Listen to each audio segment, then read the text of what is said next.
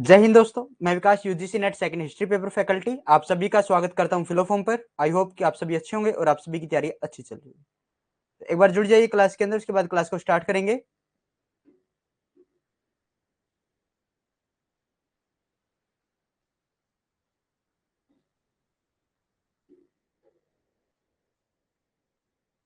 जुड़ जाइए सभी, उसके बाद क्लास को शुरू करेंगे भाई।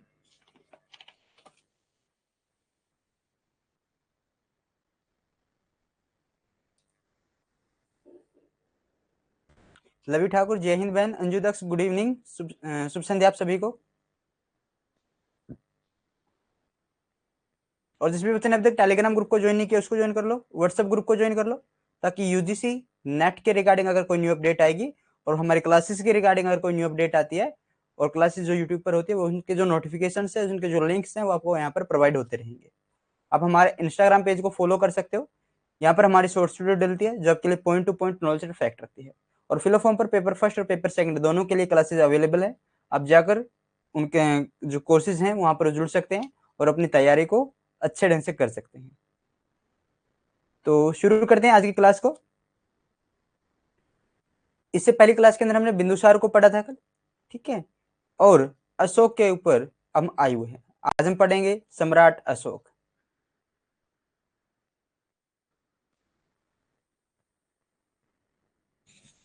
सम्राट अशोक महान। दो व्यक्ति हैं जिनके नाम के पीछे महान लगता है। एक तो सम्राट अशोक और एक अकबर। क्यों?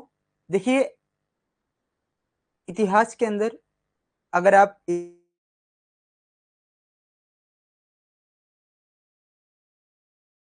धर्म से अपनी किसी भी प्रकार की जो भावनाएं हैं उनसे अगर दूर रखकर देखेंगे, यानी इतिहासकार जो होता है वो एक न्यायाधीश की तरह होता है।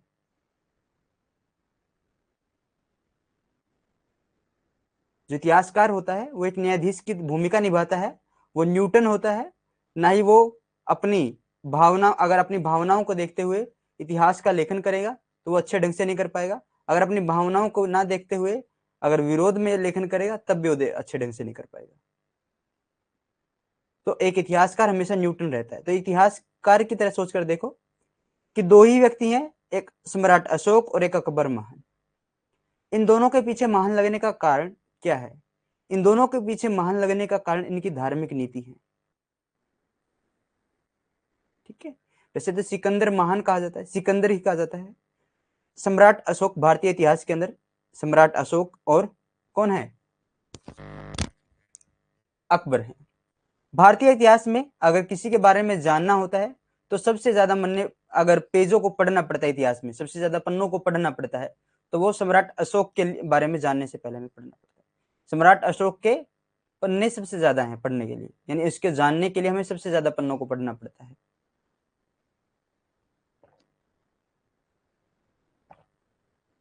तो जुड़ जाइए, क्लास को शुरू करते हैं।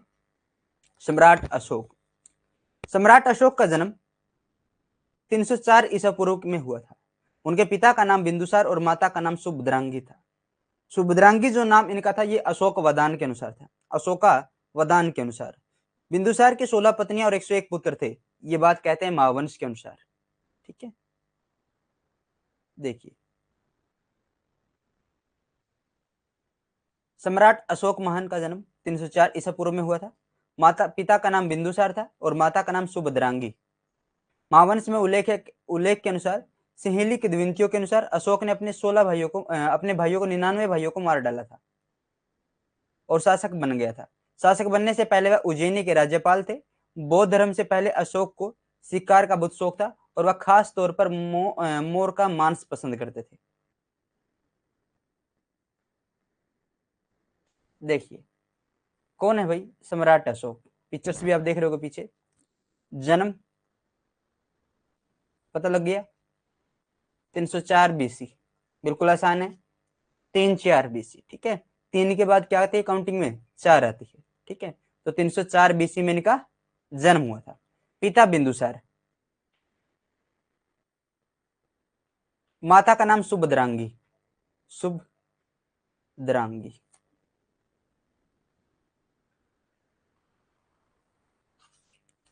ये सुभद्रांगी जो नाम है अशोकावदान के अनुसार है। ये साहित्य है अशोकावदान।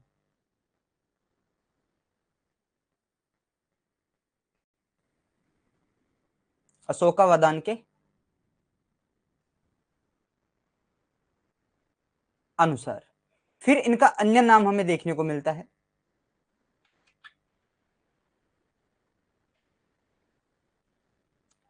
धम्मा।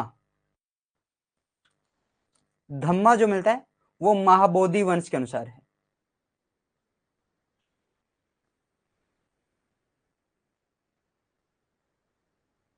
वंश के अनुसार इनका नाम क्या मिलता है? धम्मा। जनपद कल्याणी एक नाम और है, जनपद कल्याणी। ये नाम हमें देखने को मिलता है दिव्यावदान के अनुसार।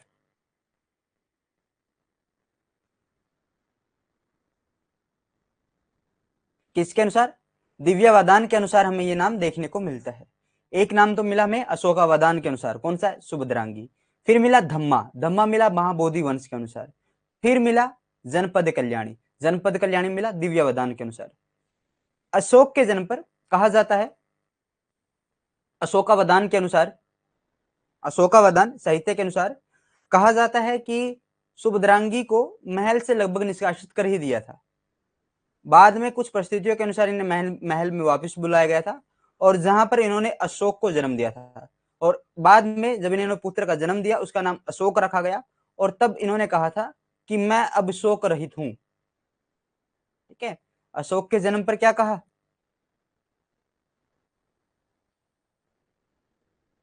अब मैं कि अब मैं शोक रहित हूं। ठीक है, और इसलिए इसका नाम क्या रखा? अतः नाम अशोक रखा। क्या रखा? अशोक इसका नाम रखा। सुभद्रांगी जो थी, सुभद्रांगी, अनु गुड इवनिंग बहन। सुभद्रांगी जो थी ये अजीविक मतानुयायी थी। आजीवक मतानुयायी क्या थी? आजीवक मतानुयायी थी।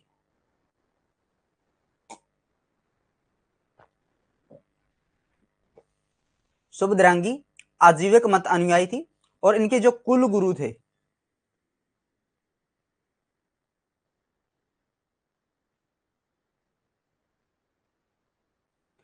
कुल गुरु थे जनसान।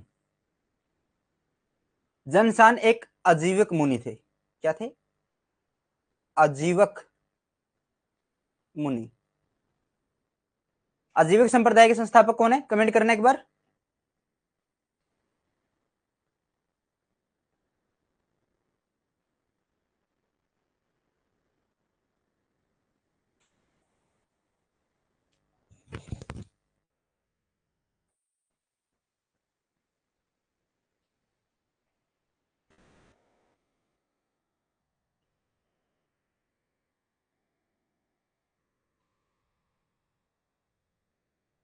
कमेंट कीजिए। आजीविक संप्रदाय के संस्थापक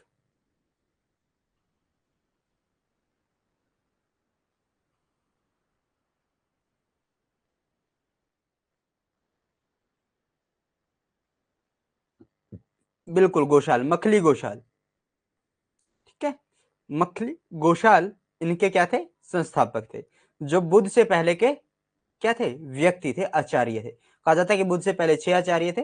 2 के नाम क्या है? एक का नाम है महावीर जैन स्वामी, और एक का नाम है मखली गोशाल। ठीक है, मखली गोशाल। सत्ता संघर्ष की अगर मैं बात करूं, बिंदुसार की मृत्यु 273 बीसी के अंदर हो गई। राज्याभिषेक गद्दी पर वो अशोक 273 में बैठ गया, लेकिन राज्याभिषेक उसका 269 बीसी के अंदर हुआ। सत्ता संघर्ष।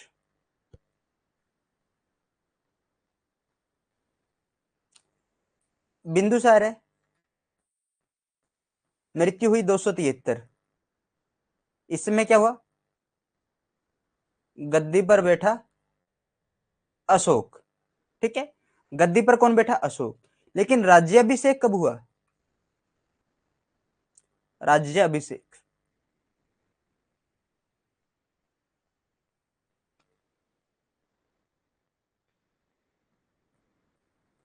269 बीसी। अरे sorry sorry sorry sorry, 269 BC. यहाँ पर 261 लग दिया, रख दिया, लिख दिया था, जो कलिंग युद्ध की डेट है। ठीक है, 269 बीसी के अंदर क्या हुआ? इन्होंने राज्याभिषेक इनका हुआ था। सिंगली साहित्य मतलब जो श्रीलंका का साहित्य है वो बताता है, वहां पर अनुश्रुतियां हैं, कहानियां हैं कि उन कहानियों के अनुसार 99 भाइयों को मार दिया था, केवल वितिशोक 30 को छोड़कर। ठीक है, वितिशोक या फिर 30 को छोड़कर, और अन्य नाम सुदद या सुगोत्री को छोड़कर। यहां तक की चीजें समझ में आ गई?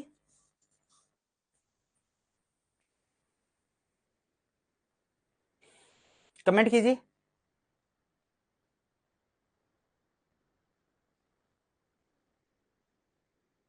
सम्राट अशोक का जन्म 304 बीसी के अंदर हुआ। माता का नाम सुभद्रांगी। जो इनकी माता का नाम सुभद्रांगी हमें मिलता है वो अशोकावदान के अनुसार मिलता है।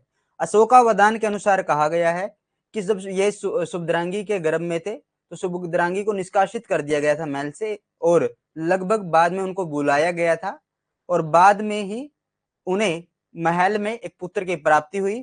तब उन्होंने कहा था कि अब मैं हर शोक से रहित हूं, इसलिए इनका नाम अशोक रख दिया गया था। एक नाम इनकी माता का धम्मा मिलता है महाबोधि वंश के अनुसार। दूसरा नाम जनपद कल्याणी मिलता है दिव्यावदान के अनुसार। ये आजीवक मत अनुयायी थी, और जनसान आजीवक मुनि इनके कुल गुरु थे। ठीक है, सत्ता संघर्ष के लिए बिंदुसार 273 बीसी के अंदर मर जाता है, और गद्दी पर कौन बैठता है? अशोक। लेकिन राज्याभिषेक 269 बीसी के अंदर होता है। आगे बढ़ते हैं। बिंदुसार की 16 पत्नियां और 101 पुत्र थे भाई, ये बात कहता है महावंश। कौन सा ग्रंथ है? महावंश।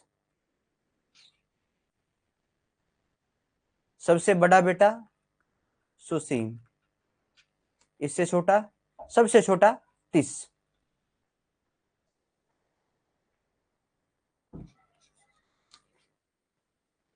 30 के अन्य नाम,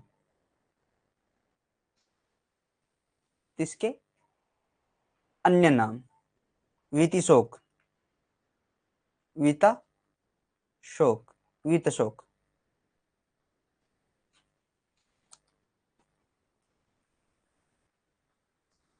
वीतशोक। फिर मिलता है सुदद,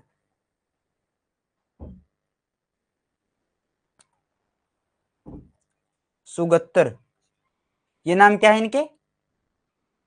उपनाम है। ठीक है, 30 के उपनाम क्या है? वीतशोक, वीतशोक, सुदत, सुगत्तर। कहते हैं कि 30 को छोड़कर इसने अपने सभी भाइयों को मार दिया था। राज्याभिषेक कब हुआ? 269 बीसी के अंदर। अनंतपुर एक जगह है, अनंतपुर।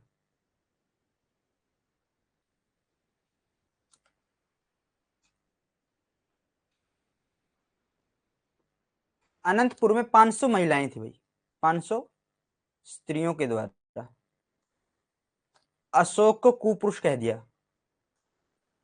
अशोक को क्या कहा? कुपुरुष। क्रोधित होकर अशोक ने इन स्त्रियों को जिंदा जलवा दिया था।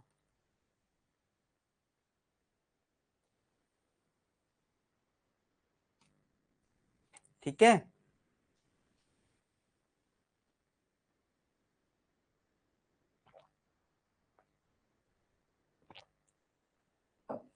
अनंतपुर में 500 महिलाएं थी।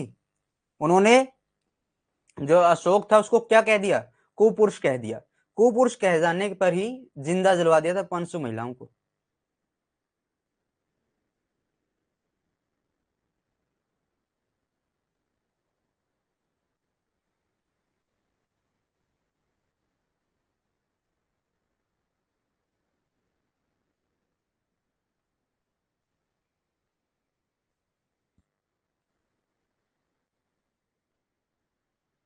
नरक द्वार।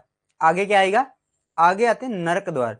अशोक के द्वारा कुछ नरक द्वार बनाए गए थे, यातना गृह, ठीक है, यातना गृह बनाए गए थे, यातना देने के लिए जगह बनाई गई थी, और जिनका निरीक्षण स्वयं अशोक करता था। आगे बढ़े।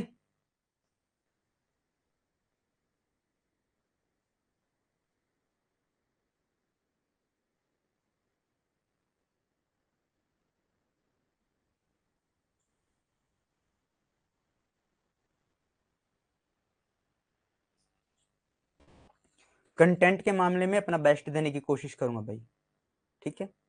एग्जामिनर तो मैं हूं नहीं कि आपको 100 के 100 क्वेश्चन वो निकलवा कर आपको याद रटवा दूं, लेकिन कंटेंट के मामले में अपना 100% देने की कोशिश करूंगा मैं।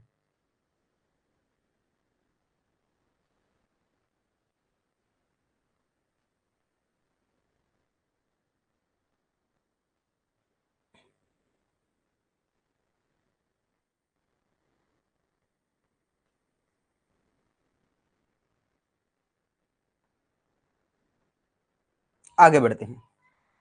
किसकी चर्चा की थी मैंने, नरक द्वार की।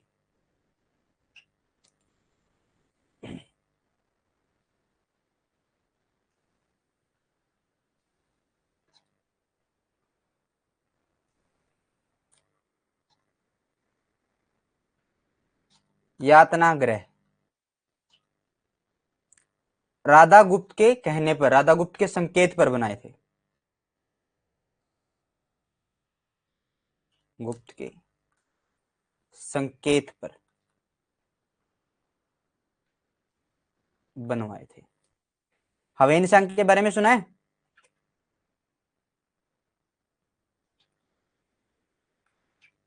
हवेन सांग, हवेन सांग ने उज्जैन में भी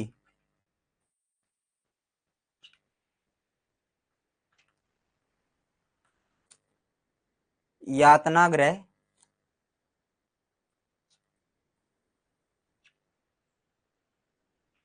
देखने का, बिल्कुल हर्ष के काल में आया था जी, बिल्कुल, देखने का वादा किया है। वादा या दावा किया है, ठीक है, दावा लिख लो, दावा किया है। नरक द्वार, यातना गृह, हेन सांग, अरे हवेन नहीं भाई, हेन सांग लिखो, ठीक है।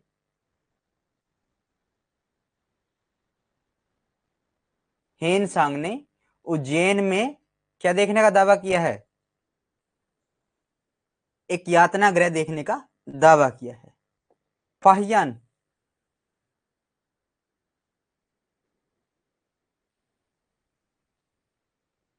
फाहियान, फाहियान लिखता है कि अशोक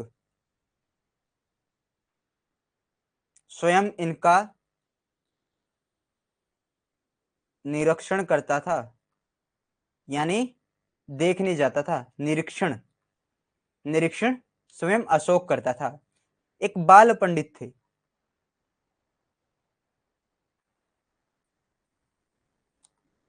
समुद्र के कहने पर या प्रभाव से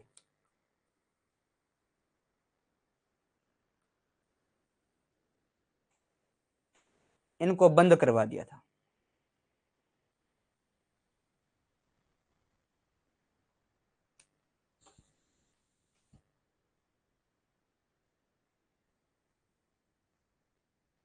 आगे बढ़े।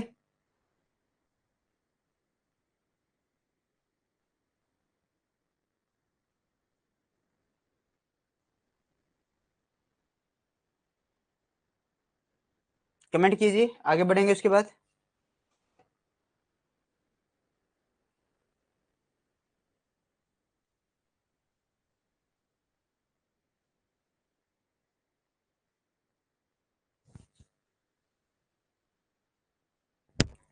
Emperor Ashoka the great was born in 304 BC।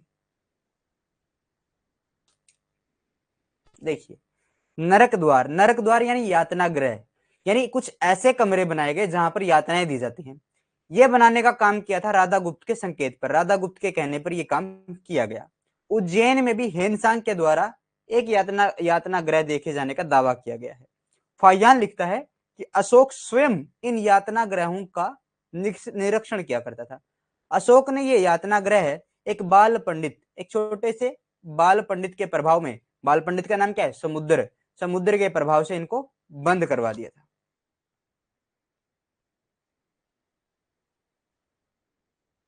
नहीं, काल कोठरी की घटना अलग थी, वो सिराजुद्दौला के समय हुई थी, वो अलग थी भाई। हुआ क्या था, काल कोठरी के अंदर एक छोटा सा कमरा है और कहा जाता है कि उसके अंदर ढेर सारे अंग्रेज वहां पर रोक दिए गए थे। कुछ ही अंग्रेज उसमें से बाहर बचकर आए थे, और जिनमें से ब्लैक होल विलियम होलवेल जो उसमें से बचे थे, उन्होंने इस घटना का वर्णन किया था, विलियम होलवेल।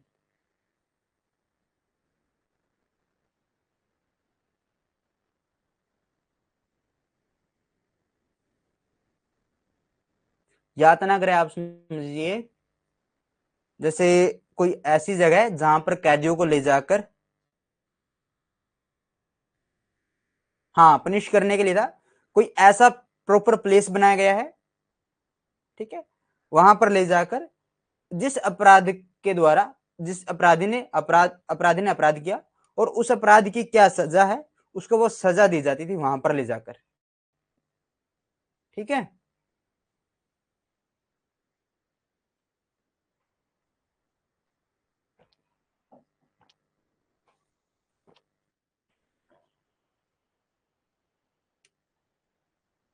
पनिशमेंट रूम, ठीक है, punishment room.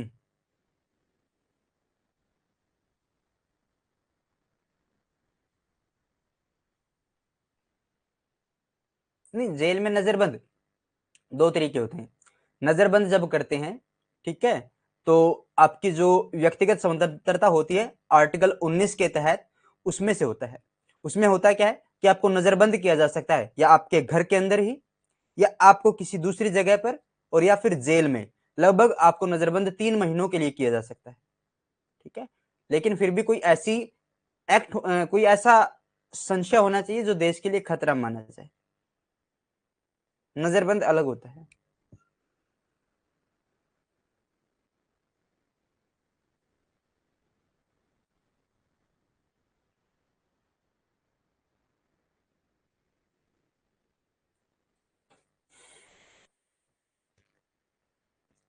Emperor Ashok the Great was born in 304 BC. His father name was Bindusar and mother's name was Subhadrangi. Bindusar had 16 wives and 101 sons. Mentioned in the Mahavansh, according to Singlish legend, Ashok killed his brothers and became the ruler. Before becoming ruler, he was the governor of Ujjaini. वो राजा बनने से पहले उज्जैनी का क्या था, राज्यपाल था, और इसने जो तक्षशिला में जो विद्रोह हुआ था उसको भी दबाने का काम किया था। Ashoka was very fond of hunting and specially like peacock meet.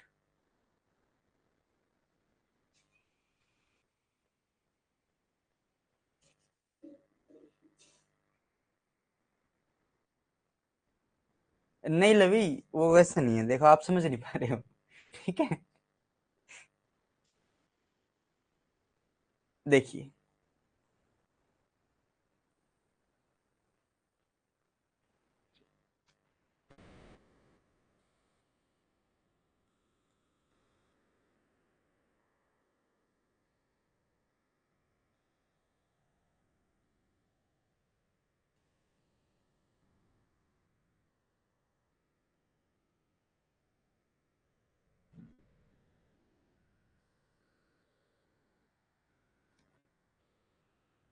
यहां से कोई कैदी आया और इस रूम में छोड़ दिया, ठीक है। इस रूम में जो व्यक्ति हैं वो क्या करेंगे, इसको पनिष्ड करेंगे। ऐसा था वो यातनागर है, ठीक है। इससे आप अनुमान लगा सकते हैं।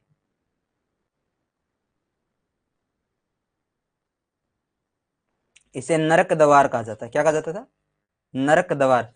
अरे आपने जैसे वो देखा है स्वर्ग नरक वाला एरिया फिल्मों में, असलियत में हम जो रियलिटी है वो किसी ने नहीं देखा होगा। थर्ड डिग्री, बिल्कुल हाँ, थर्ड डिग्री वाला।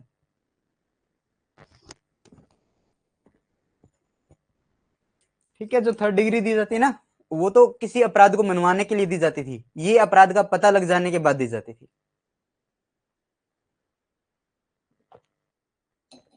और कभी ऐसा कुछ हो जाए ना, थर्ड डिग्री मिल रही हो, मार खाने से पहले मान जाओ।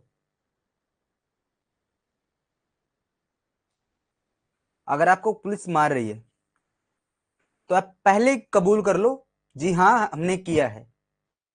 लेकिन जब कोर्ट में जाओ, कोर्ट में जाते ही बोलना, माय लॉर्ड, मेरे साथ जबरदस्ती की गई है, मुझे मारा पीटा जाना था, और मुझे धमकियां मिल रही थी, ऐसा न करने की, अगर मैंने इसको कबूल नहीं किया तो मुझे मारने पीटने की बात की जा रही थी, तो मैंने डर में उसमें ये कबूल किया था, मैंने ये कसूर नहीं किया है।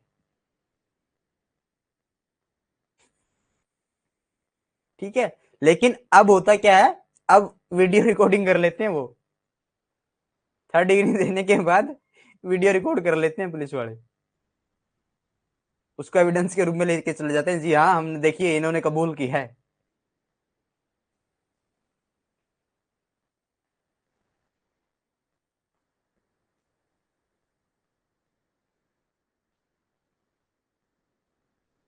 चलिए आगे बढ़ते हैं, ऐसा ना हो, आप अच्छे हो, और मैं चाहता हूं आप एक अच्छे समाज का निर्माण करेंगे, एक ऐसे राष्ट्र का निर्माण करने में सहयोग करेंगे जहां पर सबको सम्मान हो, सबका सम्मान हो, सबके साथ अच्छा व्यवहार हो, और जहां पर किसी भी प्रकार की कोई कुप्रथाएं ना हो,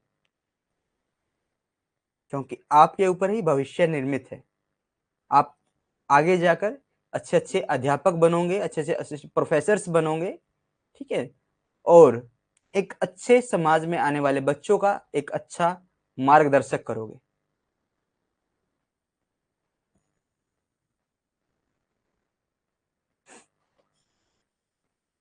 आगे बढ़ते हैं। कलिंग युद्ध 261 बीसी में, इससे पहले अशोक के राज्याभिषेक के वर्ष, जो वर्ष है, अभिलेखों में घटित घटना है, अशोक के राज्याभिषेक के वर्ष से या अशोक के समय से, एक मिनट नोट डाउन कीजिए, अशोक के राज्याभिषेक के, राज्य अभिषेक के वर्ष के से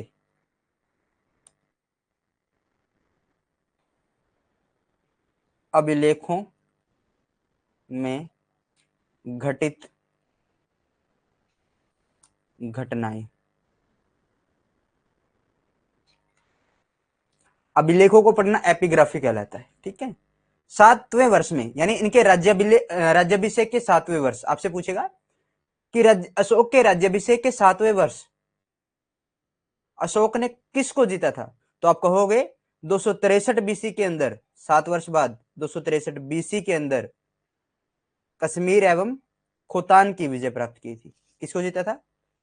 7वें वर्ष,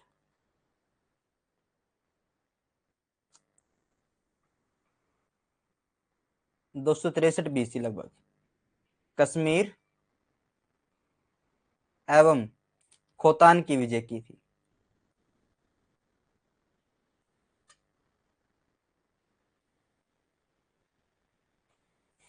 कहां की विजय की थी? खोतान की विजय की थी।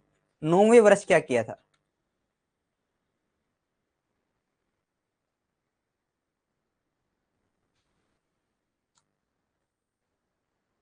261 बीसी क्या किया था? कलिंग विजय।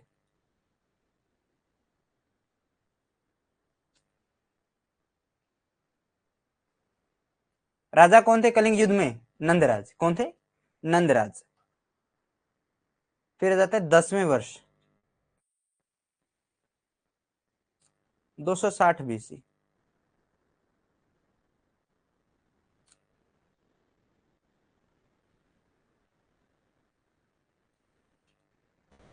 बोध गया की यात्रा, बोध गया की यात्रा की थी। 11वें वर्ष,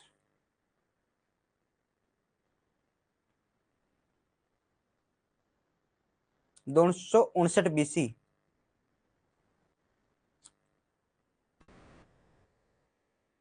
प्रथम लघु शिलालेख की रचना, प्रथम लघु शिलालेख की रचना 12वें वर्ष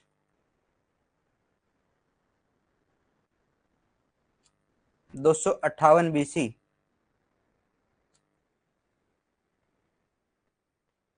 सुदामा व विषव झोपड़ी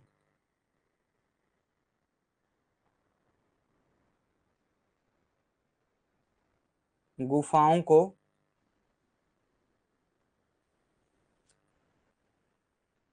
आजीविकों को दान दिया था।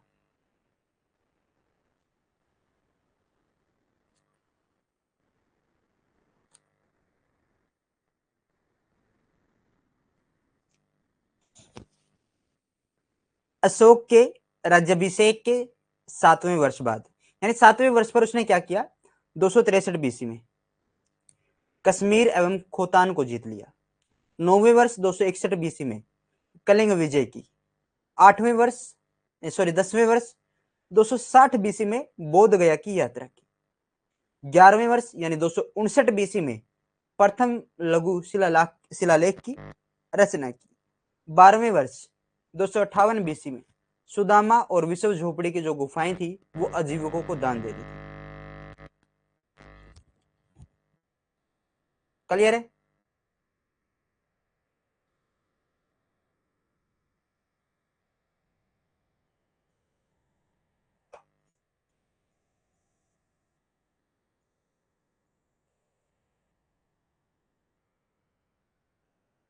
अब देखते हैं कलिंग युद्ध को। क्लियर है सभी का? अनु क्लियर है बहन?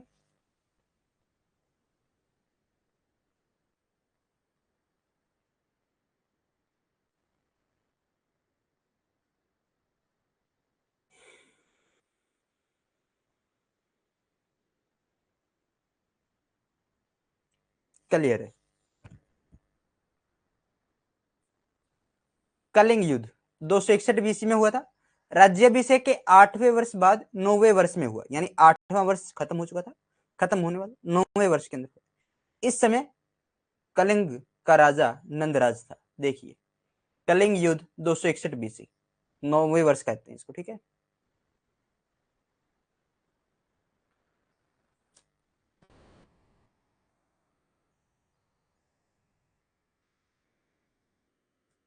अच्छा कमेंट करके मुझे बताइए, अशोक के राज्याभिषेक के बाद लड़ा गया पहला और अंतिम युद्ध कौन सा है? कमेंट कीजिए तब तक, जब तक मैं कलिंग युद्ध को शुरू कर देता हूं।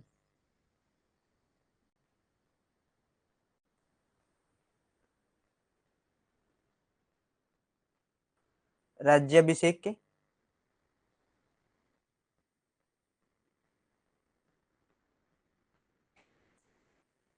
8 वर्ष बाद,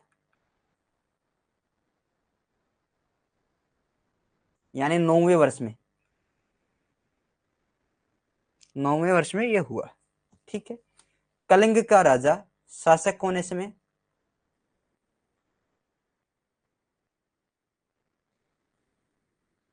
नंदराज। कलिंग, लवी ठाकुर कह रही हैं कि कलिंग का युद्ध था, ठीक है। अशोक, युद्ध हुआ।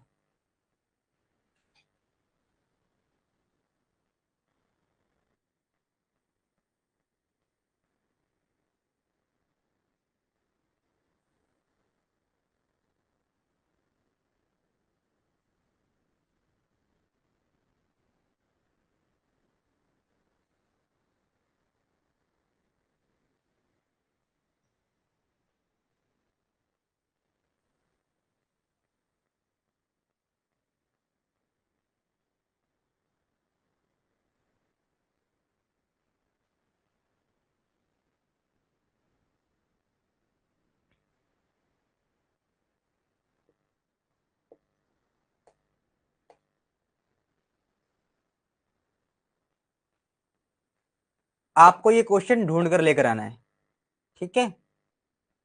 लवी ठाकुर भी राइट है भाई, कुछ किताबें आपको कलिंग दिखाएंगी।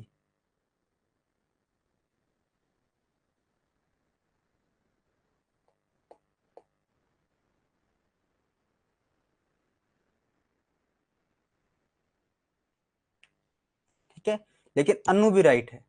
ये कह रहे हैं क्योंकि जब हम सीक्वेंस को देखते हैं तो उसके जो अशोक के जो राज्याभिषेक है, उनकी जो घटनाएं वो किसमें घटित है, वो अभिलेखों में हमने पढ़ी है कि 7वें वर्ष उन्होंने 263 बीसी के अंदर खोतान, जो कश्मीर और खेतान की विजय को पढ़ा था। ठीक है, और हमने बाद में 9वें वर्ष किसको पढ़ा, कलिंग को पढ़ा। तो राज्याभिषेक के बाद अशोक के द्वारा किया गया अंतिम युद्ध कलिंग का युद्ध था। अशोक वर्सेस नंदराज। नंदराज कहां का शासक है, कलिंग का। कलिंग की राजधानी क्या है,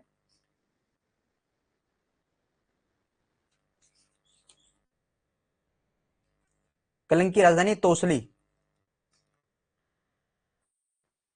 क्या है, तोसली। और तोसली का यूनानी नाम क्या है, यूनानी नाम, अगर तोसली ना मिले तो आपको मिलेगा पार्थियन, पार्थिलिस।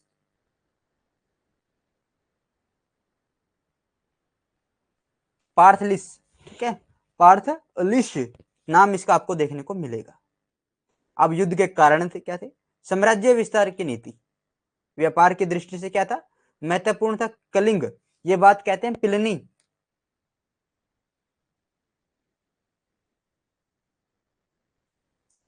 प्लिनी ये बात कहते हैं कि व्यापार की दृष्टि से क्या था, ये महत्वपूर्ण था कलिंग, इसलिए इसके ऊपर आक्रमण कर दिया। हाथियों के लिए और सूती वस्त्र के लिए फेमस था, ये बात कहते हैं कौटिल्य।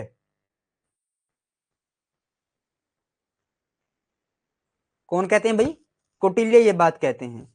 समुद्री लुटेरों से,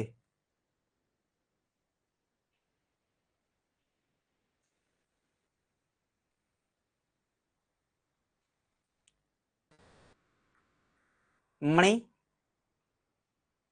मुक्ताओं को वापस लाने के लिए ये युद्ध हुआ, ये बात कहते हैं तारानाथ, तिब्बती इतिहासकार हैं, तारानाथ महोदय।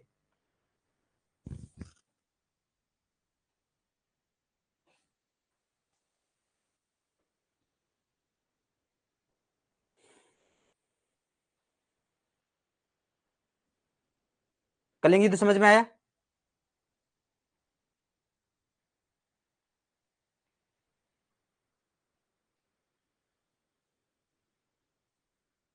कमेंट कीजिए, कलिंग युद्ध समझ में आया।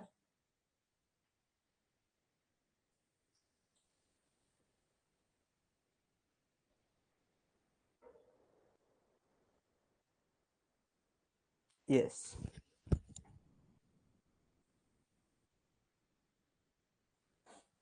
13वें शिलालेख में कलिंग युद्ध का वर्णन है।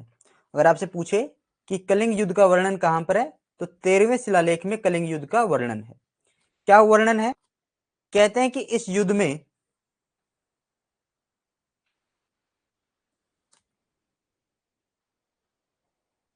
1 लाख लोग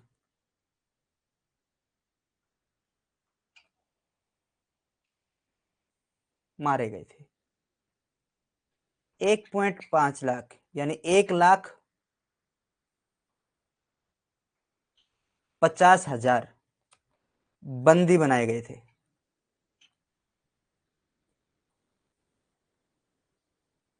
बनाए गए थे। कई लाख लोग इस युद्ध की वजह से फैलने वाली बीमारियों से मारे गए थे।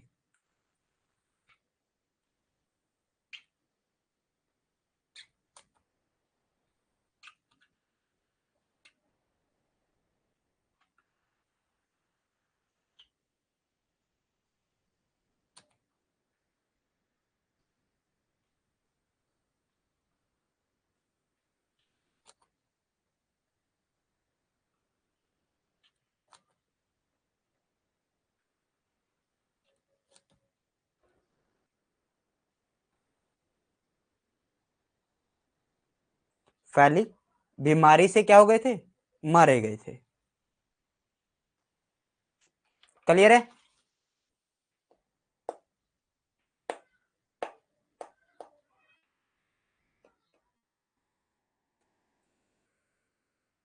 आगे बढ़ते हैं। Kalinga war 261 BC happened in it the ninth year after 8 years of coronations. At this time, the king of Kaling was Nandaraj. Reason for war, policy of empire expansion. जो पॉलिसी थी एम्पायर एक्सपेंशन की, साम्राज्य विस्तार की, उसका कारण था। was important from a business point of view. ये बात कही प्लिनी ने, कहा कि जो कलिंग है वो बिजनेस के पॉइंट ऑफ व्यू से इंपॉर्टेंट है। was famous for elephants. ये बात कही कौटिल्य ने, कहा कि वो सूती वस्त्र और एलिफेंट्स के लिए फेमस है। The description of the war is found in the 30th inscription. जो अशोक के इंस्क्रिप्शन है उनमें से 13th जो इंस्क्रिप्शन है उसके अंदर इसका वर्णन मिलता है। क्लियर है?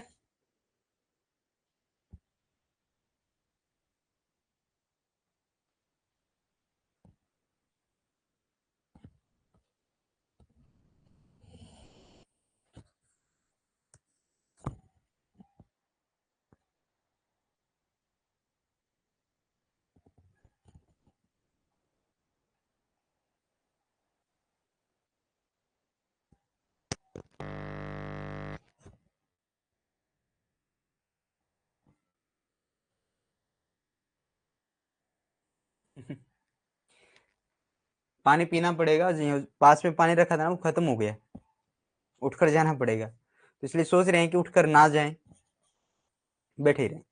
तो युद्ध के परिणाम देखो भाई, युद्ध के परिणाम। तो कोई भी युद्ध होता है तो उसका कोई भी घटना घटती है उसके कोई ना कोई अच्छे और बुरे परिणाम होते हैं। कुछ ना कुछ तत्कालिक परिणाम होते हैं और कुछ ना कुछ दीर्घकालिक परिणाम होते हैं। यानी कुछ तो परिणाम हमें एकदम से देखने को मिल जाते हैं और कुछ परिणामों को देखने में समय लगता है। कलिंग मौर्य साम्राज्य का हिस्सा बन गया, ये क्या था? तत्कालिक परिणाम था। इसके 2 केंद्र बनाए गए थे। अब मगध का साम्राज्य बंगाल की खाड़ी तक पहुंच गया था। देखिए ये कैसा परिणाम है? तात्कालिक परिणाम है।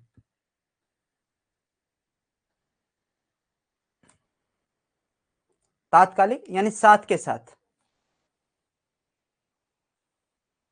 कलिंग जो था वो किसका हिस्सा बना? मौर्य साम्राज्य का। और मौर्य साम्राज्य अब कहां तक चला गया था? बंगाल की खाड़ी तक। कहां तक फैल गया था? अरब सागर। जो मगध का साम्राज्य था, मगध का साम्राज्य बंगाल की खाड़ी तक फैल गया था। कहां तक? बंगाल की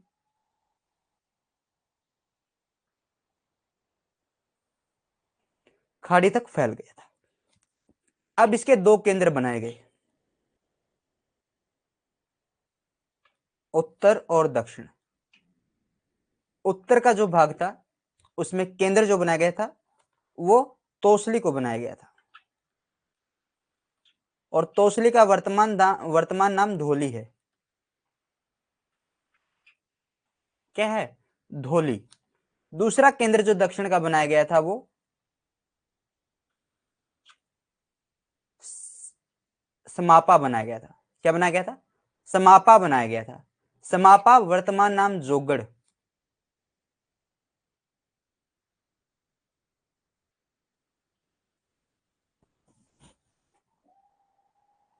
Kaling became part of the Maurya Empire and 2 centers were created, north and south.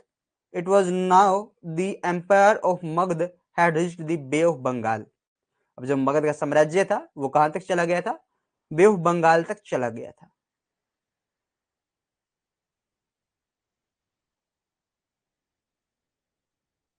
जी बिल्कुल। बृहदर्थ मगध का पहला शासक, बृहदर्थ ही मगध का अंतिम शासक। दोनों राजाओं के नाम सेम हैं, ठीक है। लेकिन मगध का वास्तविक संस्थापक हर्यक वंश के बिंबिसार को माना जाता है।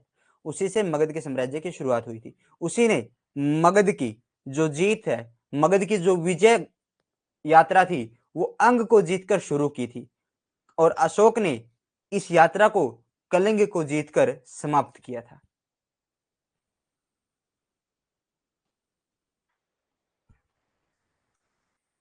H.C. चौधरी कहते हैं, H.C. चौधरी।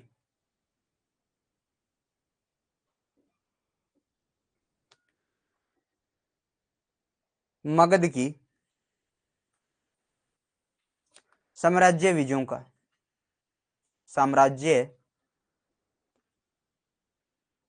विजयों का जो दौर बिंबिसार ने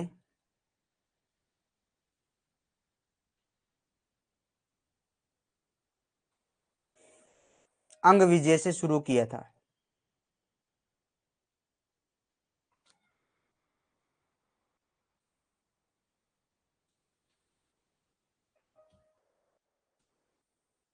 वह अब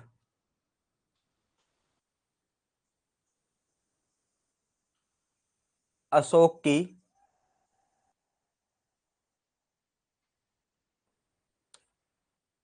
कलिंग विजय के साथ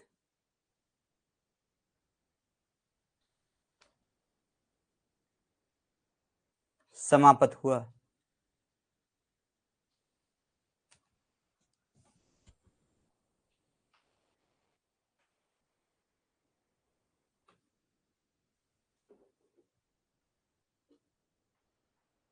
क्लियर?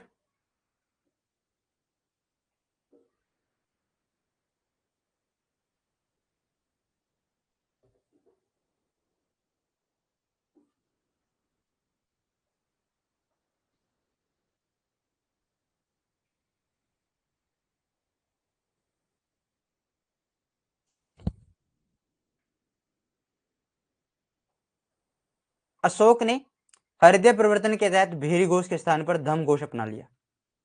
ठीक है, अशोक ने क्या किया, ये क्या है, दीर्घकालिक परिणाम।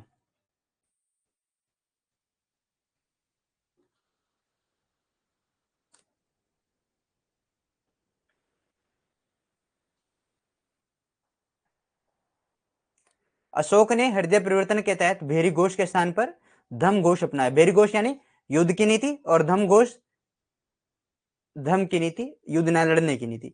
इसकी घोषणा का वर्णन हमें 8वें वृद्ध शिलालेख में मिलता है। उसमें कहा गया है,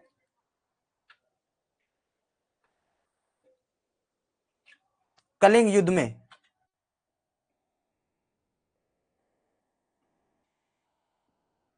जितने भी प्राणी मारे गए हैं,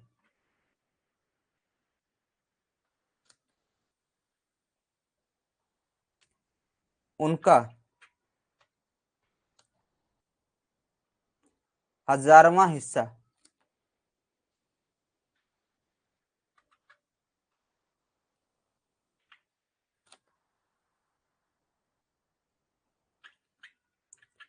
भी भविष्य में देवनाम प्रिय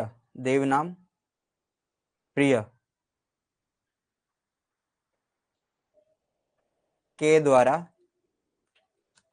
नहीं मारा जाएगा।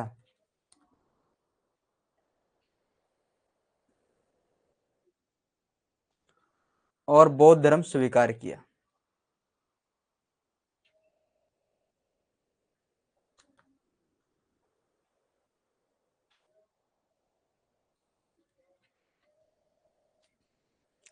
Ashok in change of heart adopted Dham Ghosh in place of Bheri Ghosh. The description of his announcement is found in the 8th Large Rock Edict.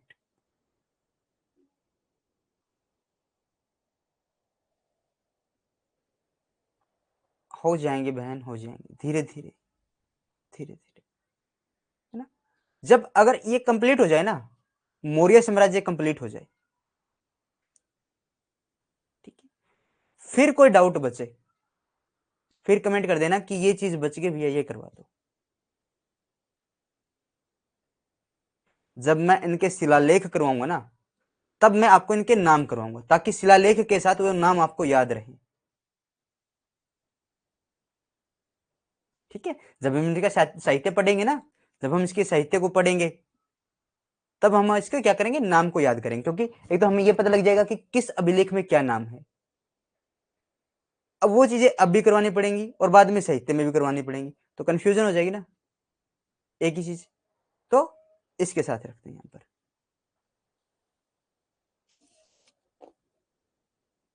Good, बड़ी अच्छी है मेरी बहन, हर कहा मानते मेरा।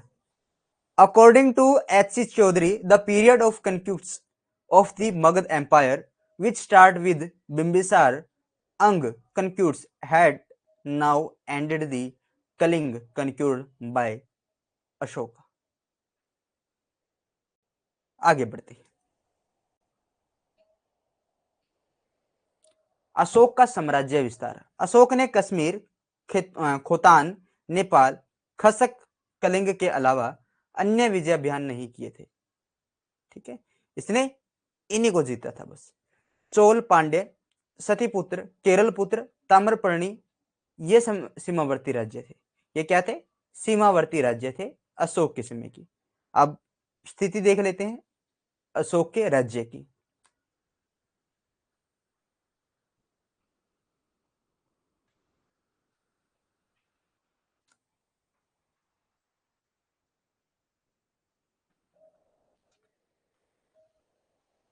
हिंदुकुश पर्वत, अफगानिस्तान,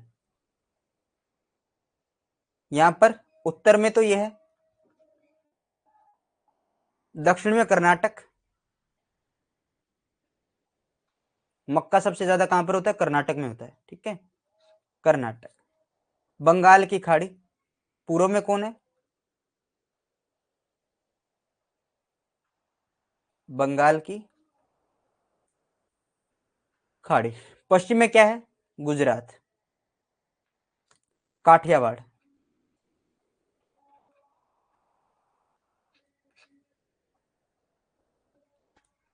गुजरात।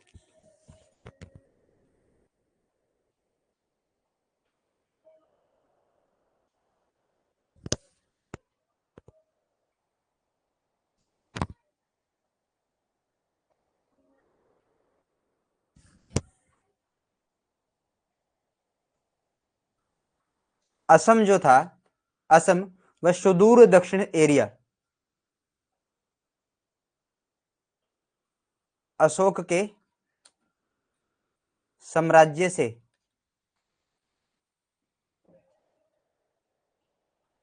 बाहर था। और सुदूर दक्षिण में कौन कौन से आ जाएंगे? चोल, पांड्य, सतीपुत्र, केरल पुत्र, ताम्रपर्णी, ये सभी सीमावर्ती राज्य थे।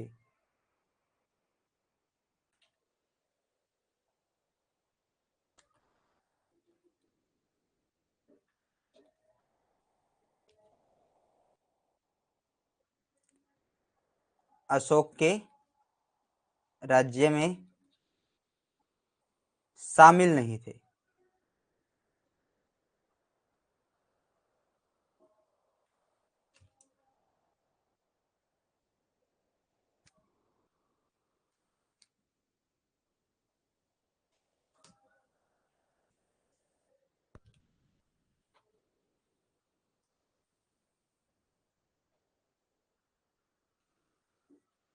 Ashoka empire expansion of apart from Kashmir, Khotan, Nepal, Khas, Kaling.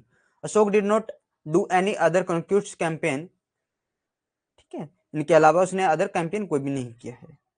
Chola, Pandya, Satiputra, Keralaputra, Tamraparni were the border state and did not part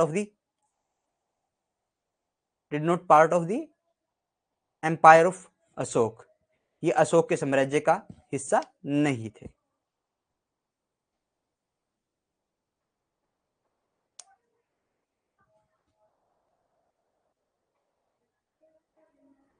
comment कीजिए, समझ में आ गया?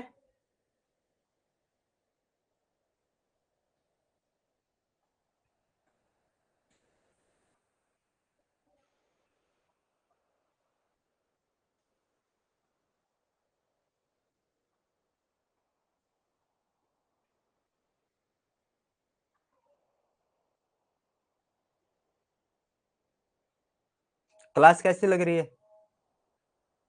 बोर तो नहीं हो रहे ना?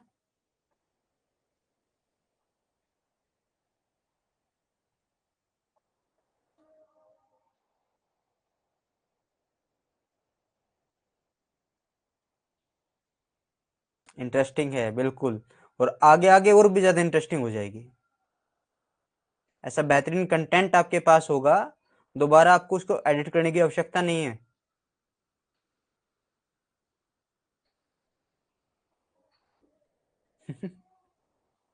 इंटरेस्टिंग है, सर में दर्द।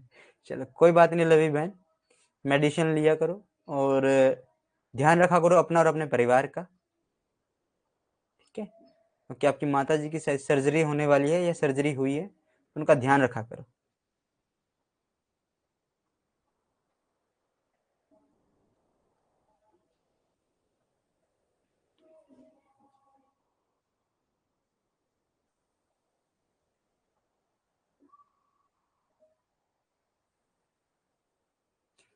घर के काम से क्या परेशान होना बहन, कर्म है, ठीक है?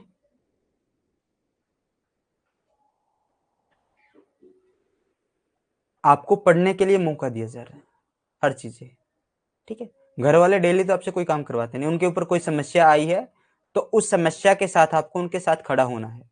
उस दुख की घड़ी में आपको आपके परिवार के साथ होना चाहिए, ठीक है? और आपको अपने परिवार के साथ साथ अपनी किताबों को भी समय देना है।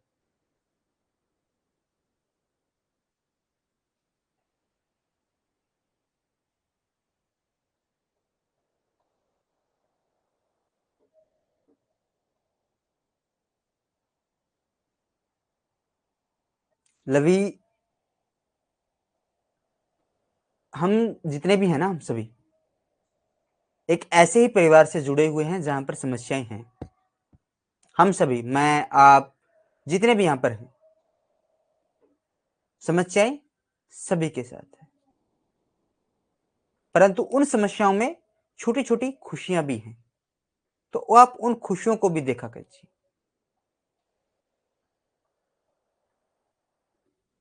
ठीक है?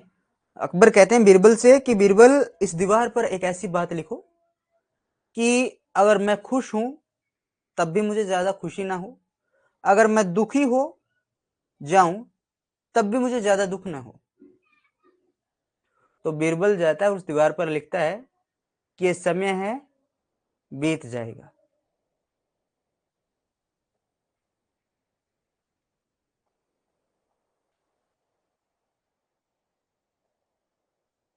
ठीक है? तो ये समय है, बीत जाएगा, घबराना नहीं है। आपने बुद्ध को पढ़ा है, आपने जैनिज्म को पढ़ा है, तो उसको सिर्फ पढ़ना नहीं है, उनसे सीखना है। समस्याएं सभी के साथ रहती हैं, ठीक है? हम दुआ करेंगे, भगवान से प्रेरणा करेंगे, प्रार्थना करेंगे कि आपके जो परिवार की समस्याएं हैं वो जल्दी समाप्त हो और आप फिर से एक अच्छे नए स्वास्थ्य के साथ आगे बढ़ें और एक अच्छे कदम पर बढ़ाएं और एक अच्छे अचीवमेंट को प्राप्त करें, और सब कुछ जल्दी ठीक हो जाएगा, घबराना नहीं। आगे चलते हैं। आगे अब राजतरंगिणी की हम चर्चा करके देखते हैं भैया, राजतरंगिणी के अंदर क्या कहा गया, क्योंकि कश्मीर को जीता है। कश्मीर के इतिहास की जानकारी सबसे बेहतरीन स्रोत राजतरंगिणी है भाई, उससे बेहतरीन स्रोत कुछ भी नहीं है जो कश्मीर के बारे में बता सके। सबसे बेहतरीन स्रोतों में जो गिनती होती है ना, वो राजतरंगिणी के बारे में कहा जाता है, क्योंकि राजतरंगिणी को वैज्ञानिक इतिहास की पहली पुस्तक माना जाता है भाई, ठीक है? वैज्ञानिक इतिहास की पहली पुस्तक किसे माना जाता है? राजतरंगिणी को माना जाता है।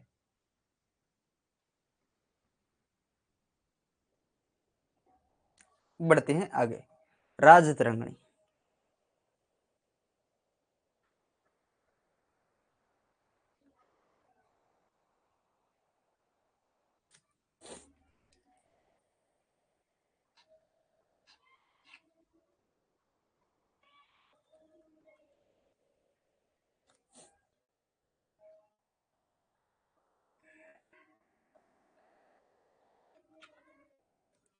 किसके बारे में कहती है? अशोक के बारे में। कहती है कि कश्मीर का क्या है, ये प्रथम मौर्य शासक है। राजतरंगिणी कहती है कि अशोक जो है ना, वो कश्मीर का प्रथम मौर्य शासक है, और कश्मीर के अंदर इसने किसे बसाया है?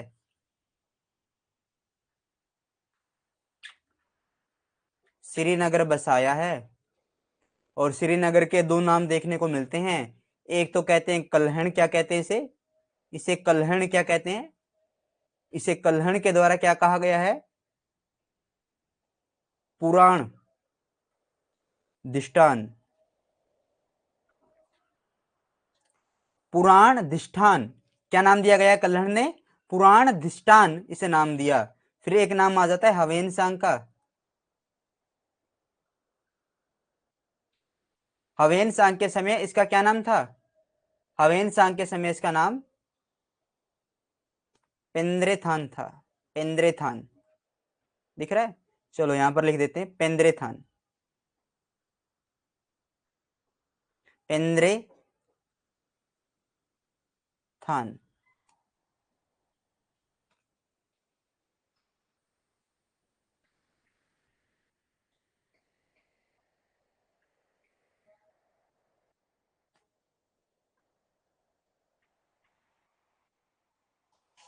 ठीक है, पेंद्रेथान इसका नाम दिया गया था। अशोक के यूनानी शासकों के साथ संबंध विजिबल है।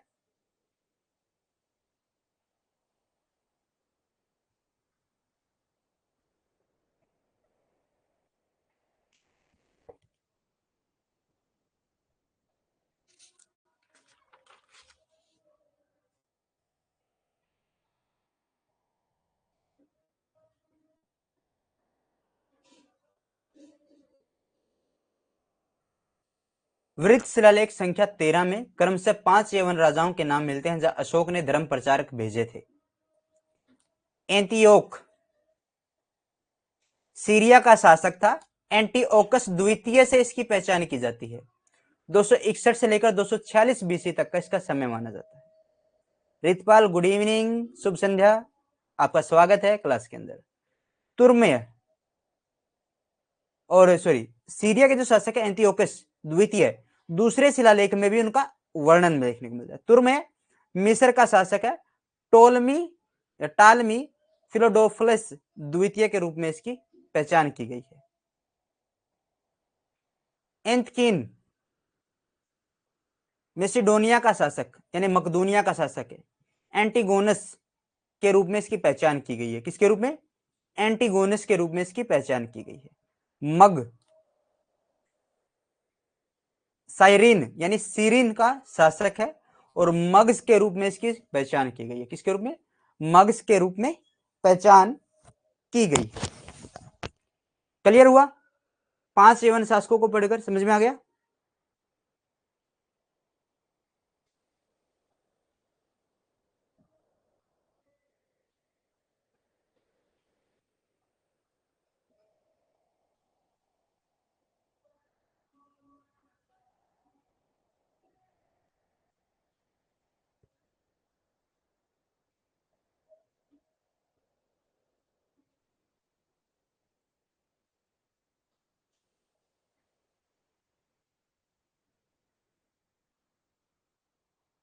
आगे बढ़े।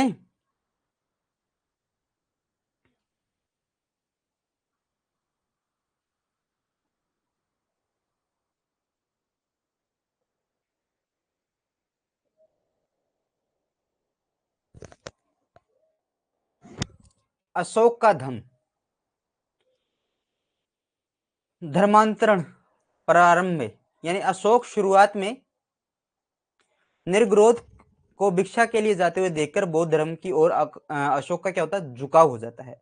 बाद में अशोक मोगलीपुत्तिस के प्रभाव में आता है और अंत में उसने बौद्ध धर्म बौद्ध भिक्षु उपगुप्त से धारण कर लिया था और बौद्ध धर्म की क्या की थी, दीक्षा ली थी। किसे, उपगुप्त से। किसे, उपगुप्त से।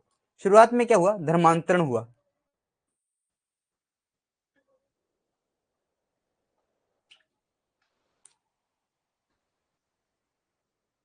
प्रारंभ में ये ब्राह्मण धर्म से संबंधित है।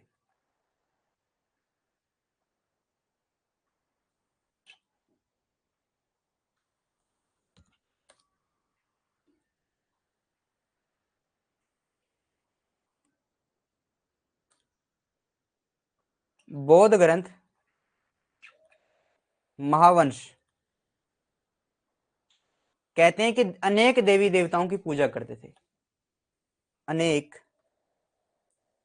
देवी देवताओं की पूजा करते थे। ठीक है। राज तरंगणी कहती है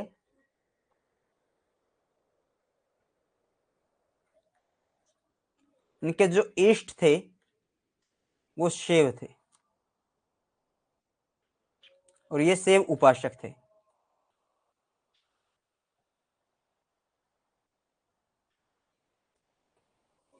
क्या थे? शिव उपासक थे, इष्ट देव इनके शिव थे और पहले ये ब्राह्मण धर्म से संबंधित थे, आजीविक संप्रदाय से। ठीक है, ब्राह्मण धर्म के अनुयायी थे। और इनकी माता सुभद्रांगी कौन से धर्म से संबंधित थी? कौन से किन से जुड़ी हुई थी? वो जुड़ी हुई थी किससे? आजीविक संप्रदाय से। और जगनासन क्या कौन थे? जग आसन और एक आजीविक मुनि थे। ठीक है, उनके कुलगुरु भी थे।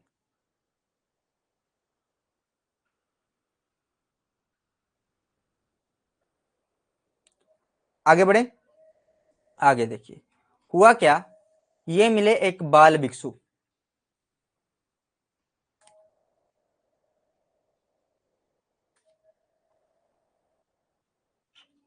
अनेक, अनेक में समझते हो, शैव धर्म के उपासक थे, शिव को इष्ट मानते थे। ठीक है, आपसे पूछा जाएगा कि अशोक ने अपने इष्ट देवता किसको माना है? किसको माना है? शिव को माना है। देवी देवताओं के बारे में कभी भी क्वेश्चन नहीं आता है, वो सिर्फ यही पूछते हैं कि अशोक के इष्ट देवता थे शिव, और अशोक किस मत से जुड़े हुए थे? पहले शैव धर्म से जुड़े हुए थे, ब्राह्मण धर्म से थे, लेकिन बाद में धर्म परिवर्तन कर क्या आ गए थे? वो बौद्ध धर्म के अंदर आ गए थे।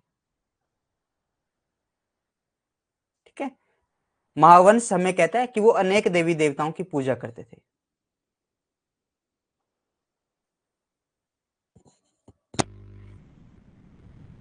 बाल भिक्षु कौन है? निग्रोध।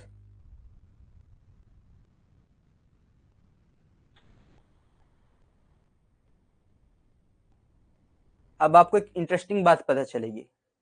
निग्रोध पता है किसका लड़का है? सुशीम का लड़का है।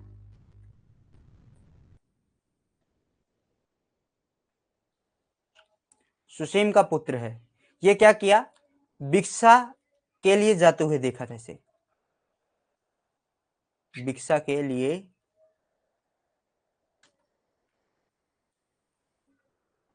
जाते हुए देखा और किसकी तरफ झुकाव हुआ? बौद्ध धर्म की तरफ झुकाव हुआ। बाद में किससे प्रभावित हुए? किसके प्रभाव में आए? मोगली पुत्तिश, मोगली पुत्तिस के प्रभाव में आई और अंत में उपगुप्त के साथ, उपगुप्त से बौद्ध धर्म में दीक्षा ली, बौद्ध धर्म में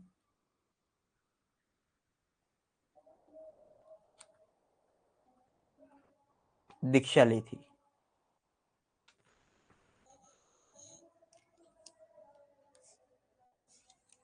ये बात हमें कौन बताती है? दिव्य वरदान बताता है।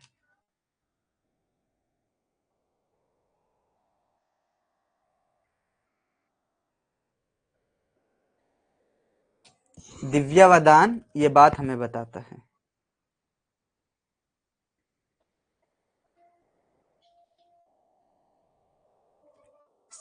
Seeing Nigroth going for alms, Ashok became interested in Buddhism. Later, Ashok come under the influence of Moghli and finally he took intention into Buddhism from the Buddhist monk Upgupta.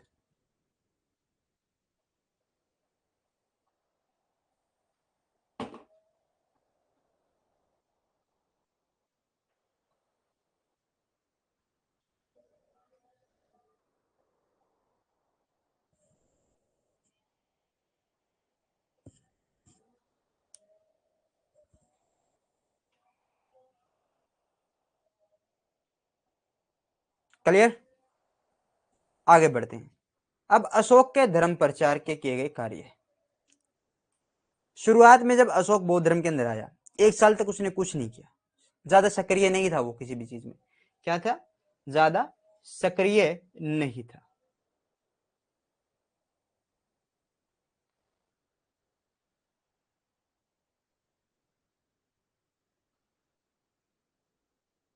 प्रारंभ में 1 वर्ष तक अशोक सामान्य उपासक के रूप में रहा, लेकिन 1 वर्ष बाद संघ की शरण में चला जाता है। तब उसने बौद्ध धर्म के प्रचार के लिए मौर्य साम्राज्य की पूरी ताकत लगा दी थी। Internally Ashoka remained as a common worshipper for 1 year, but after 1 year he took refuge in the Sangha, and then he used the entire strength of the Maurya Empire to propagate Buddhism. धर्म प्रचार के लिए उठाए गए कदम। धम्म यात्राओं की शुरुआत अपने राज्याभिषेक के 10वें वर्ष में यह शुरू किया गया था। पहली धम्म यात्रा बोध गया की थी। पहली धम्म यात्रा कब कहां की थी? बोध गया की पहली धम्म यात्रा की थी।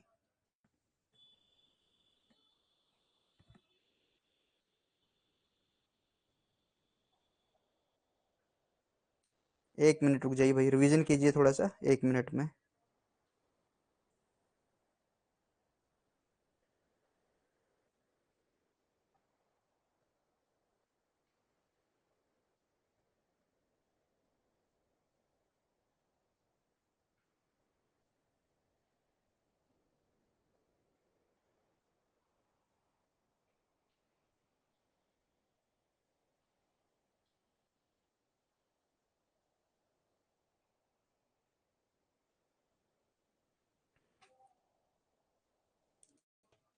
धम्म यात्राओं की शुरुआत अशोक ने अपने राज्याभिषेक के 10वें वर्ष बाद यह शुरू किया था। पहली धम्म यात्रा बोध गया की थी, ठीक है, और विहार यात्राएं बंद करवा दी थी।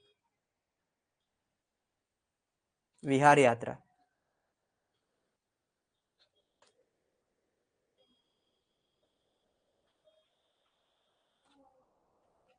विहार यात्रा का मतलब है मनोरंजन यात्रा को बंद करवा दिया।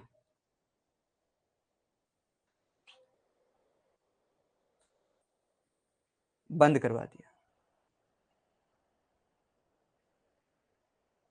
धम्म यात्रा शुरू की गई। धम्म यात्रा मतलब बौद्ध स्थलों की यात्रा।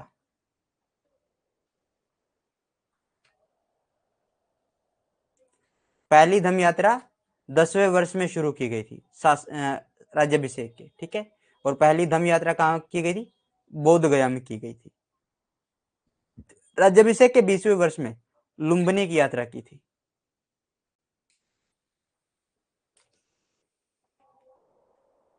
कहां की यात्रा की थी? लुम्बिनी की यात्रा। और लुम्बिनी की यात्रा में कुछ विशेष हुआ था। लुम्बिनी की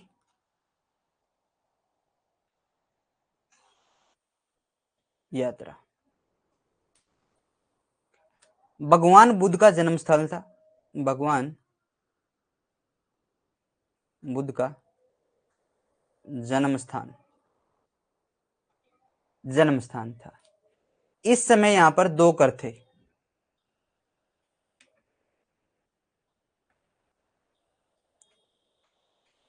दो कर थे।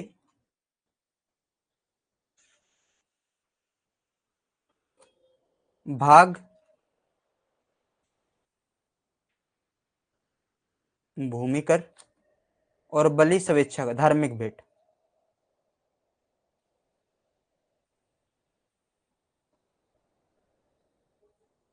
बलि क्या थी? धार्मिक भेंट। बंद करवा दिया था, बलि को बंद करवा दिया। भाग का 1/6 लिया जाता था।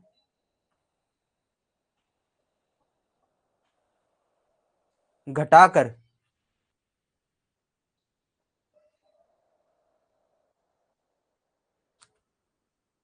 1/8 कर दिया था।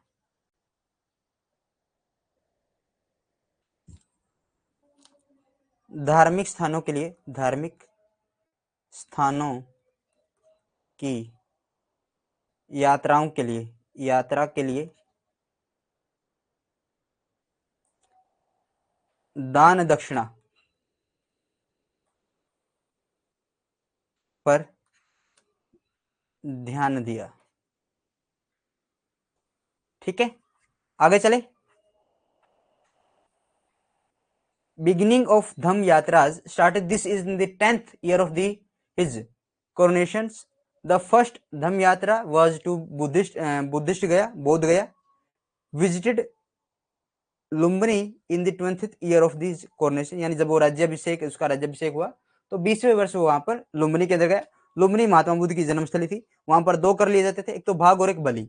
बलि जो था धार्मिक भेंट थी, स्वेच्छा से लिए जाते थे, लेकिन बंद करवा दिया था उसको। भाग जो था भूमि कर था, और भूमि कर का 1/6 हिस्सा लिया जाता था, लेकिन बाद में उसको भी घटाकर कितना कर दिया था, 1/8 हिस्सा कर दिया था।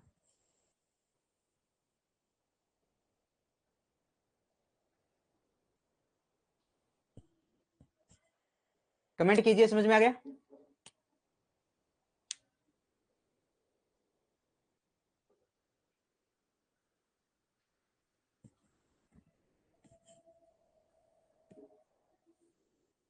आगे बढ़ते हैं। धर्म महामात्रों की नियुक्ति राज्याभिषेक के 14वें वर्ष में की थी। धर्म प्रचार के लिए धन संग्रह करना और उसे खर्च करना इनका कार्य था। राजकीय पद अधिकारियों की नियुक्ति। अब राजकीय अधिकारी प्रशासन के साथ साथ धार्मिक कार्य भी करेंगे। लोक कल्याण कार्य के लिए किए गए, ताकि लोग धर्म का आचरण करें। लोक कल्याण कार्य कैसे? जैसे सड़कों का निर्माण करवाया गया, सड़कें बनवाई गई, कुएं खुदवाए गए, चिकित्सा के ऊपर ध्यान दिया गया, और चिकित्सा के ऊपर मनुष्य जानवर की चिकित्सा के ऊपर ध्यान देने वाला पहला राजा था ये। पेड़ पौधे लगवाए गए थे, पेड़ पौधे, तालाब खुदवाए गए थे, अन्य कार्य भी किए गए थे। चिकित्सा की अगर मैं बात करूं तो चिकित्सा दोनों के लिए थी, पशु और मनुष्य दोनों के लिए, पशु व मनुष्य के लिए, ताकि लोग धर्म का आचरण कर सके। क्यों? ताकि लोग धर्म का आचरण कर सके, इसलिए इनका ये काम किए गए थे। लोगों के लिए लोक कल्याण कार्य किए गए थे, ताकि राजा की बातों को माने।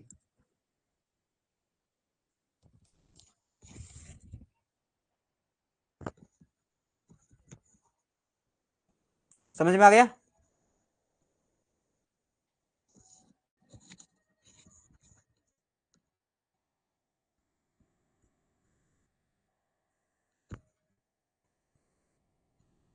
आगे बढ़े,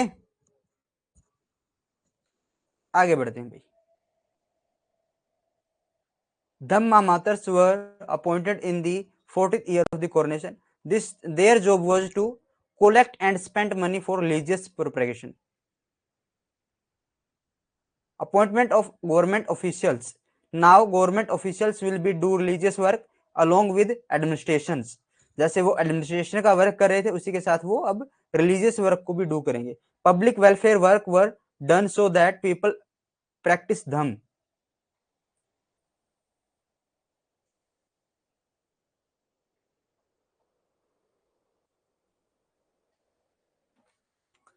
धम्म लेखों को खुदवाकर जगह जगह स्थापित किया गया।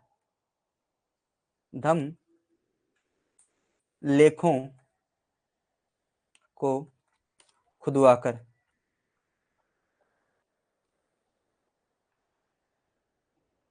जगह जगह स्थापित किया गया।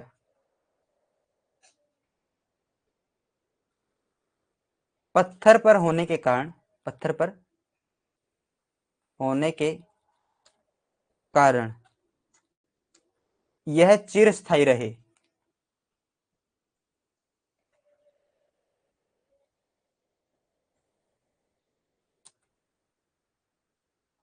रहेंगे। भाषा कैसी है इनकी? इनकी भाषा प्राकृत है,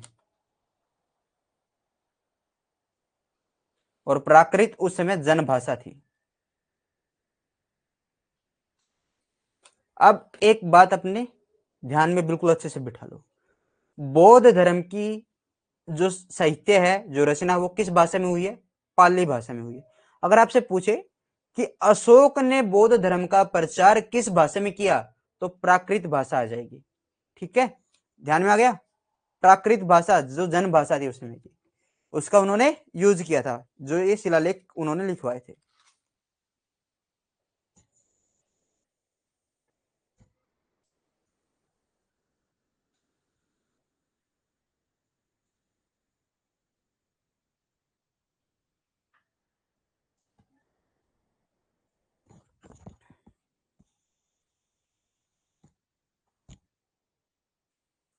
समझ में आ गया। आगे देखिए, विदेशों में धर्म प्रचारकों को भेजना। अशोक ने बौद्ध धर्म के प्रचारार्थ के लिए विदेशों में भी भेजा था। 13वें शिलालेख में वह अपने दूतों के नाम गिनवाता है। भैया बाकी का कल, अरे भैया 1 मिनट, मुझे 1 मिनट देखने दो, बस 1 मिनट रुक जाओ।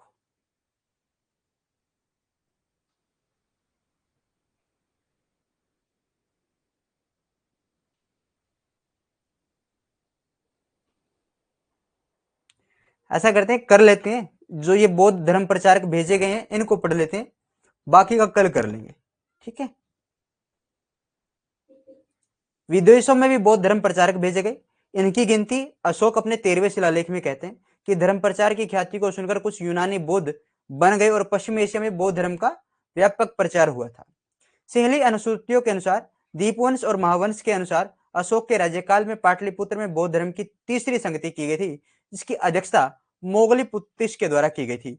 बौद्ध भिक्षु, इस संगति को समाप्ति के बाद विभिन्न देशों में बौद्ध धर्म के प्रचारक भेजे गए थे और जिनका नाम वह महावंश में इस प्रकार से आपको देखने को मिलेगा।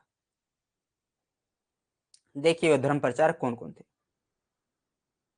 मज्जांतिक कश्मीर तथा गांधार में इनको भेजा था। महारक्षित यवन देश गए थे। मंजिम हिमालय देश में गए थे। धर्मरक्षित अप्रांतक गए थे, ठीक है, पश्चिम भारत में।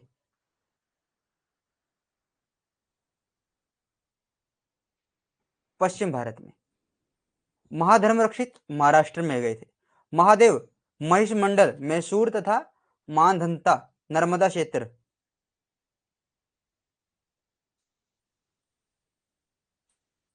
रक्षित बनवासी उत्तरी कन्नड़ में गए थे, ठीक है, बनवासी उत्तरी कन्नड़। सोन तथा उत्तर स्वर्ण भूमि में गए थे। सोन तथा उत्तर स्वर्ण भूमि, ठीक है, बर्मा वर्मा गए थे। महेंद्र तथा संघमित्रा श्रीलंका गए थे। अतः बौद्ध धर्म संपूर्ण एशिया में फैल गया और अब बौद्ध धर्म एक अंतरराष्ट्रीय धर्म बन गया। अतः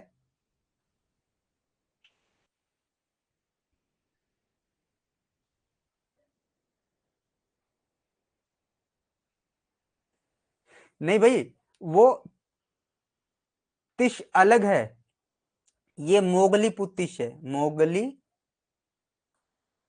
पुत तिस पूरा नाम, ठीक है। अतः बौद्ध धर्म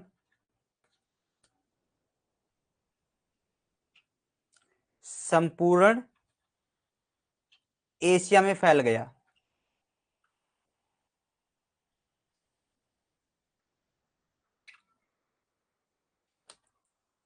और अब बौद्ध धर्म एक अंतरराष्ट्रीय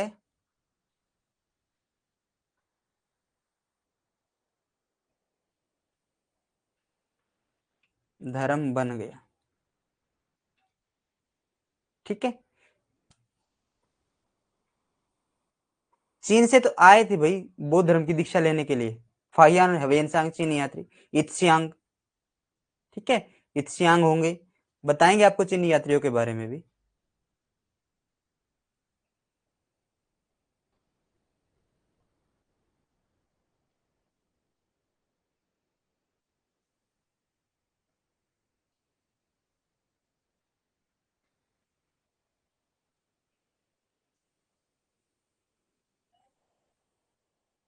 तो क्लास आपको कैसी लगी। अशोक ने भी भेजा था, ठीक है ना, उसको मैं चेक कर लूंगा भाई। इसको मैं चेक कर लूंगा।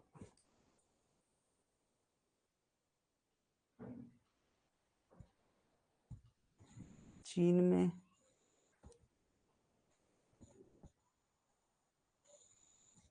चलो कोई बात नहीं, इसको चेक करेंगे। ठीक है, मजांतिक, महारक्षित, मज्जिम, धर्मरक्षित, महाधर्मरक्षित, महादेव, रक्षित, सोन तथा उत्तर। महेंद्र व संघमित्रा हर बार पूछे जाते हैं। महारक्षित एक बार महाधर्मरक्षित पूछा गया है और महारक्षित पूछा गया है। तो क्लास आपको कैसी लगी मुझे कमेंट करके बता दीजिए, उसके बाद क्लास को समाप्त करेंगे। और आप सभी का धन्यवाद है इतनी देर तक जुड़े रहने का।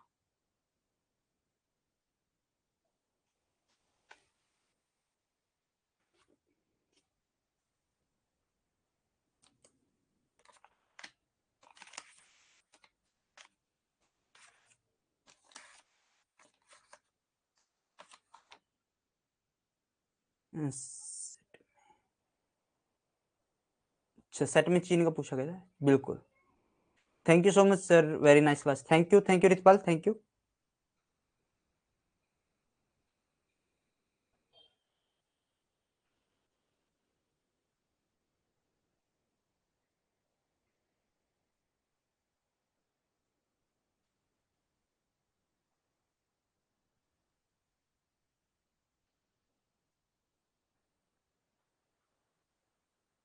वेरी नाइस क्लास भैया, and thanks. Thank you Anuben, आप सभी का धन्यवाद है क्लास में जुड़े रहने के लिए। कल मिलेंगे एक नए अध्याय के साथ, कुछ नए तथ्यों के साथ। तब तक के लिए जय हिंद, जय Bharat. Thank you Anju Daksh, thank you बहन आप सभी का।